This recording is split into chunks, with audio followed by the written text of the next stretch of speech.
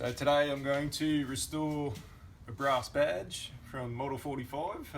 So these brass badges were on the earlier models. I think the later models, and I think the twins don't have the brass badges. Or you can get some with a sort of like an overlapping badge.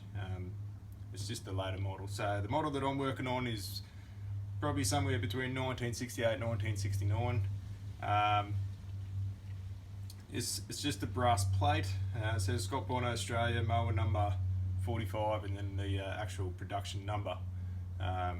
So today we're going to restore that. It's very time consuming. You just got to be patient with it. To start with, we've just got to remove all the existing paint that's on there. I do that with a bit of steel wool. So basically just scratch that all over there. It wears the paint off and then you end up with just a completely brass badge. So that's the goal to start with. So I'll show you how to do that.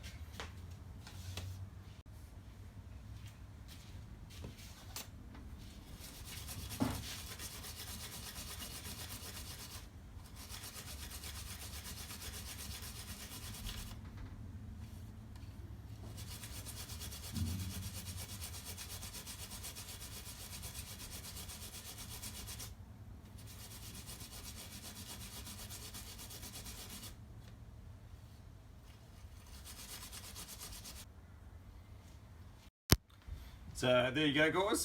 Just the steel wheel, rubbing that. I did actually forget to mention I'm doing this on a hard flat surface, so this is just a bit of MDF that I've got kicking around my shed.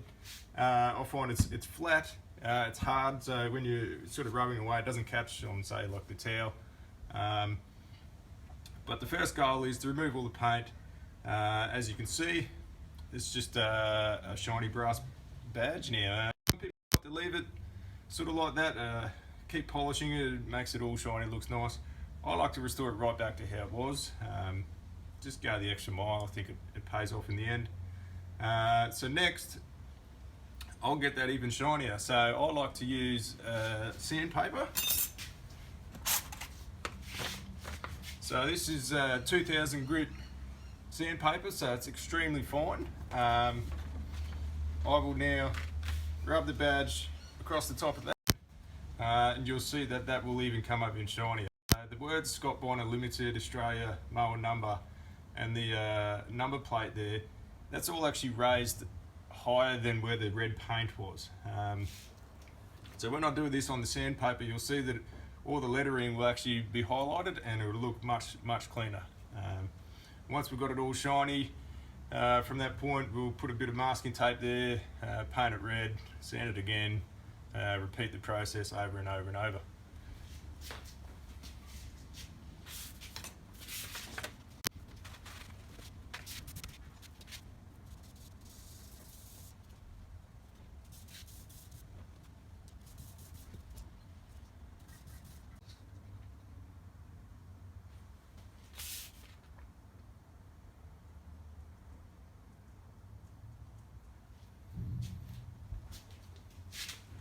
So there you have it, guys. Not sure if you can tell on the camera, it's much shinier now. Basically what the sanding does is make the top layer just completely flat. Where the numbers are here, so when they indent the numbers, they actually bend the badge in a little bit. It makes it quite difficult to sand that section flat. So I'm not sure if you can see around the number one and the number 9 there, it's quite sort of looks dirty still. Now, I'm not too worried about that. At the end, go over and polish that, and that should be able to polish those numbers right up. So at this point, it's good. Next step here is to get some masking tape and mask up this raised number plate. And then we're going to spray paint it red.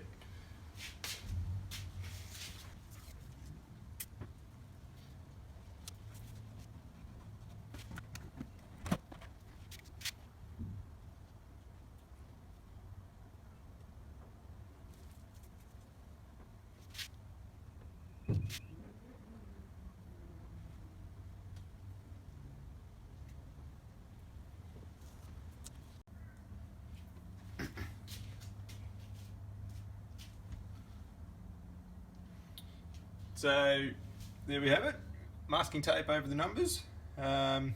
Basically all you want to do is achieve masking tape over the numbers, so when you spray that with red paint that the paint doesn't fall into the number.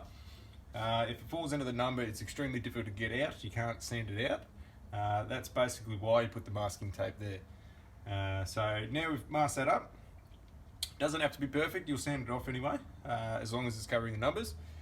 So next step, I'm going to apply one coat of etch primer. Now I've never done this in the past, so I'm not sure how this will turn out, but I do know that etch primer is extremely thin, and it sort of eats into the metal a little bit, so I'm hoping it doesn't eat in too much and sort of wreck my badge. I guess I'll be the test, hey? So etch primer, once the etch primer is dry, I will then apply red paint. I'm using red gloss paint, nothing fancy. I think it was just the cheapest one I could find on the shelf. You'll see.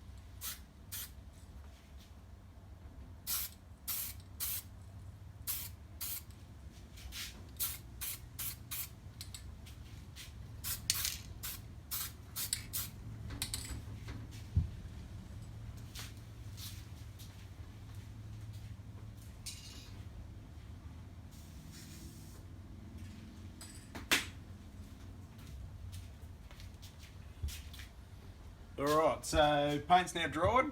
It's probably been about an hour since I spray painted that. So now the badge is just a complete red colour. What we'll do is we'll take off the masking tape and then we'll start sanding once again.